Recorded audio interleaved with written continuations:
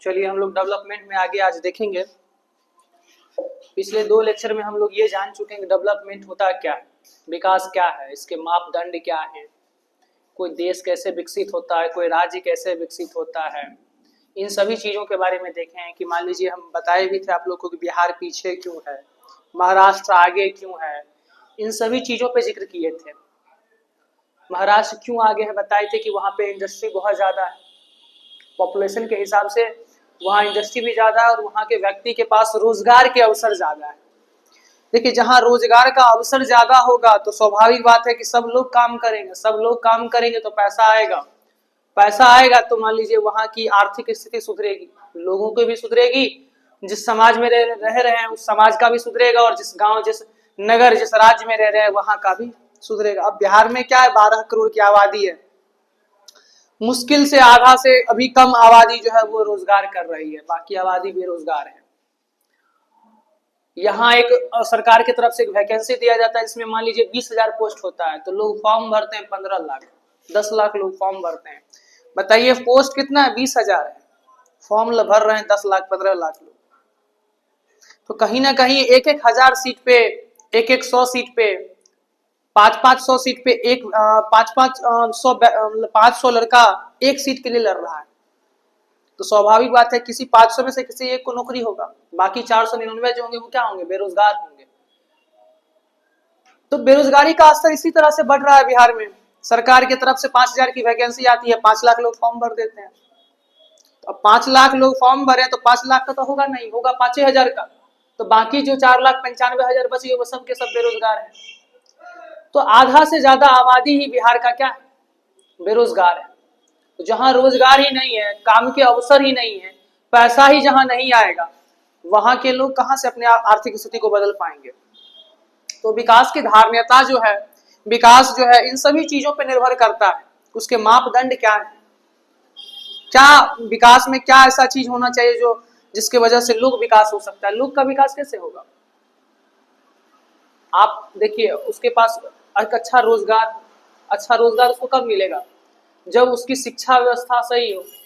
अपने यहाँ क्या है कि शिक्षा व्यवस्था पहले की तुलना अब धीरे धीरे बेहतर हो रही है, लेकिन अभी भी उतना ज्यादा बेहतर नहीं है जितना हम लोग सोचते हैं। शिक्षा के क्षेत्र में इंफ्रास्ट्रक्चर को मजबूत किया जा रहा है, लेकिन इतना ज्यादा अभी भी मजबूत नहीं हुआ है कि बिहार जो है अचानक से आगे बढ़ जाए, अचानक से डेवलप हो जाए, ऐसा नहीं हो सकता है। आज से हम लोग याद है, आप लोग भी देखे होंगे कभी कि बिहार जो है देश का दूसरा सबसे ज्यादा विकासशील राज्य में आता था। सबसे पहला था गुजरात और दूसरा था बिहार। गुजरात की जो रेट थी, ग्रोथ रेट थी, वो 11.05 थी और बिहार की 11.03 थी। लेकिन फिर भी हम लोग आगे नहीं बढ़ रहे, क्यों, आबादी ज्यादा है, काम के अवसर कम है लेकिन आबादी ज्यादा है। इस वजह से अब आबादी जितना है उस हिसाब से अगर रोजगार के अवसर हम लोग को मिल जाए तो कहीं ना कहीं हम लोग की आर्थिक स्थिति बदल जाएगी, हम लोग भी आगे बढ़ेंगे। आज के अब दूसरी है, सरकार की भी गलती नहीं है या इंफ्रास्ट्रक्चर की भी गलती नहीं है, हमारे राज्य में युवाओं की भी गलती है। लोग अच्छी शिक्षा नहीं ले पा रहे हैं, शिक्षा को मात्र मजाक समझ के रखे हैं। अगर शिक्षा अगर आप पढ़ रहे हैं, जब आप पढ़ रहे हैं तो पढ़ने पे पूर्ण रूप से ध्यान दीजिए। जिस काम को कर रहे हैं उस काम को बड़ा ही शिद्दत से कीजिए। अब हम पढ़ने बैठे, पढ़ते टाइम फोन चला रहे हैं, पढ़ते टाइम हम लोगों से बात कर रहे हैं। जब हम इधर उधर की काम करेंगे, इधर उधर बात करेंगे तो कहीं ना कहीं हमारा पढ़ाई बाधित होगा। और जब पढ़ाई बाधित होगा, यही पढ़ाई बाधित जो होता है धीरे धीरे आगे चल करके क्या होता है, दिक्कत होता है। जिसका बचपन का बेस मजबूत नहीं है, जिस कहता है ना कि कोई भी घर बनता है उसका आधार मजबूत होता है तभी वो बड़ा से बड़ा मकान तैयार कर सकता है। अगर आपका आधार ही कमजोर है तो आप कितना भी कुछ करके रह जाइए, आप मजबूत नहीं हो सकते हैं।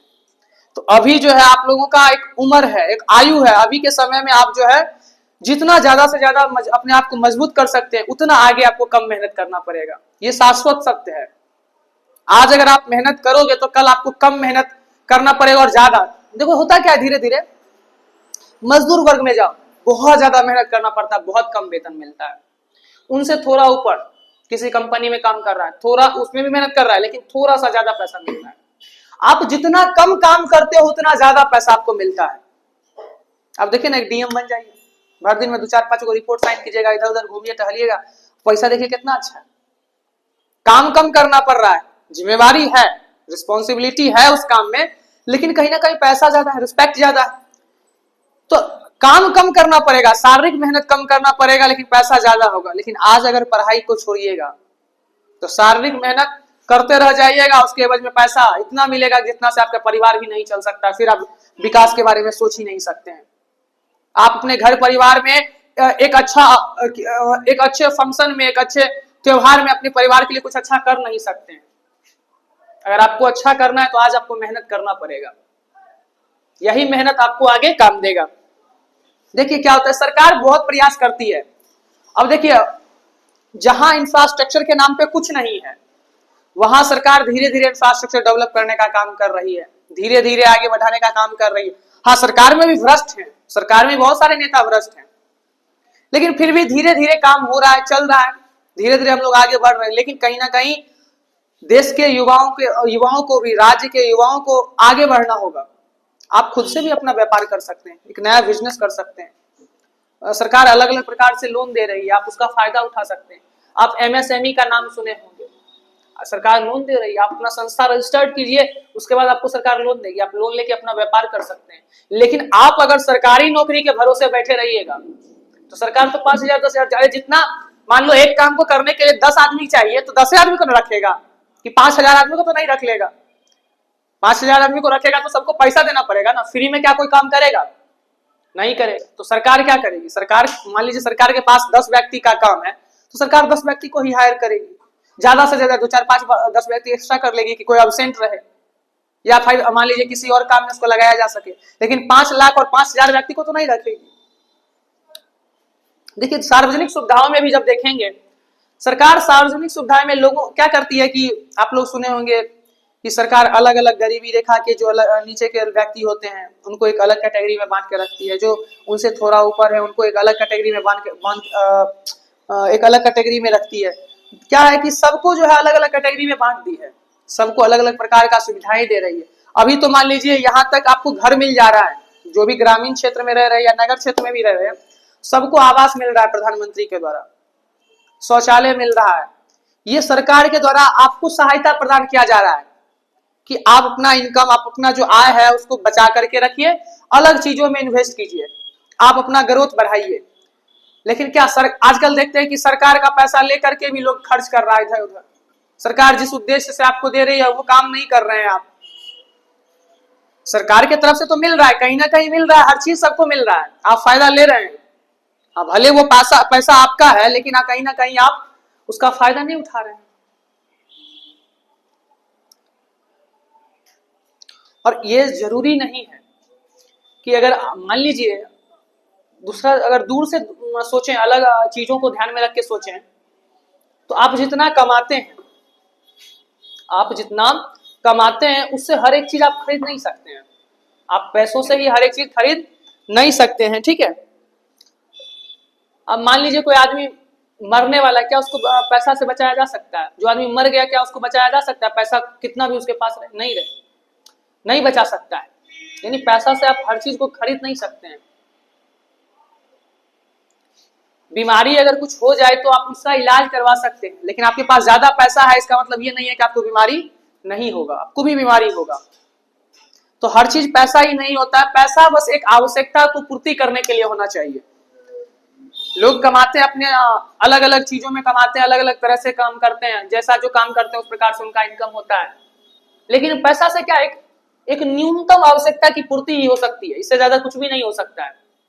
आप एक न्यूनतम आवश्यकता की पूर्ति कर सकते हैं, लेकिन आप चाहिएगा कि दुनिया का हर एक चीज हम खरीद लें, ऐसा संभव नहीं है, ठीक है। तो ये सार्वजनिक सुविधाएं जो सरकार के द्वारा आपको दिया जाता है समय समय पर, इसका भी आप फायदा उठा रहे हैं, ये सब विकास में ही आता है। अब देखिए सरकार क्या करेगी, सरकार आपके ऊपर खर्च कर रही है, तो आपका ही जो पैसा है, जो देश का पैसा, उसी को ना खर्च करेगी। ऐसा है कि अभी मान लीजिए प्रधानमंत्री मोदी जी हैं, तो अपने घर का पैसा आपके ऊपर खर्च कर रहे हैं। क्या इतनी बड़ी आबादी को वो खिला सकते हैं? नहीं कर सकते हैं। तो आपका ही पैसा आप पे खर्च किया जा रहा है, आपका ही पैसा आप पे खर्च किया जा रहा है, लेकिन जितना आपका पैसा होगा उतना ही ना खर्च किया जाएगा। कोई देश कब विकास करेगा? जब मान लीजिए हम आप लोगों को 100 रुपए का जरूरत है, 100 रुपया में आप सबका घर परिवार मतलब अच्छे से खा पी लेगा, और मेरे पास 500 रुपया है तो हम 100 रुपया आसानी से खर्च कर देंगे। लेकिन मान लीजिए हमारे पास 150 रुपया है और 100 रुपया हम देश में ही खर्च कर दिए, तो 50 रुपया से जो ग्रोथ हो पाएगा वही हम कर पाएंगे। क्या इससे ज्यादा ग्रोथ कर सकते हैं? ज्यादा पैसा रहेगा तब ना। सरकार के पास भी उतना ही पैसा है कि जितना पे वो आप लोगों पे खर्च करने के बाद उसके पास बहुत कम बच जाता है, क्योंकि इंफ्रास्ट्रक्चर नहीं है, लोग बेरोजगार हैं, काम नहीं करेंगे, वस्तु नहीं बनाएंगे, सेवाएं नहीं बनाएंगे, यानी वस्तु का नहीं बनाएंगे, सेवा नहीं बनाएंगे, यानी वस्तु सेवा समझ रहे हैं ना, कोई सामान बनाना, सेवा माने किसी को, जैसे मान लीजिए डॉक्टर, इंजीनियर, पुलिस, ये सब क्या देती है आपको? सेवा लेकर के देती है। रेलवे, एयरपोर्ट, ये सब कहां से, ये सब सेवा देती है आपको। तो ये सब चलाने के लिए भी क्या चाहिए? पैसा चाहिए। लोग हवाई जहाज पे कब बैठेगा? जब उसके पास पैसा होगा। पैसा कब होगा? जब रोजगार होगा। यही ना पैसा सरकार के पास जाएगी टैक्स के रूप में। आप हवाई जहाज में बैठवे नहीं कीजिएगा, आप रेलगाड़ी में बैठवे नहीं कीजिएगा, आप कोई सामान खरीदवे नहीं कीजिएगा, तो सरकार को टैक्स कहां से दीजिएगा? और सरकार को आप टैक्स नहीं दीजिएगा, नहीं सरकार के पास पैसा नहीं आया। तो इन सभी चीजों को इस अध्याय में हम लोग देखे थे। विकास जो चैप्टर आपका पहला है इस तरह आपका समाप्त होता है। ठीक है, जो बेसिक कुछ चीजें होगी आप लोग कमेंट कर सकते हैं, उसको हम आसान शब्दों में उसका जवाब देने का हम काम करेंगे। धन्यवाद।